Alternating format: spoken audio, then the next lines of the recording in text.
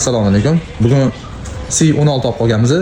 Bunga qiladigan ishlarimizni krugoy global tonirovka, kapotiga branirovka qilib beramiz va mana shu stoyka qismiga qora black piano qilib beramiz. Xudo xolisa cho'tki chiqadi.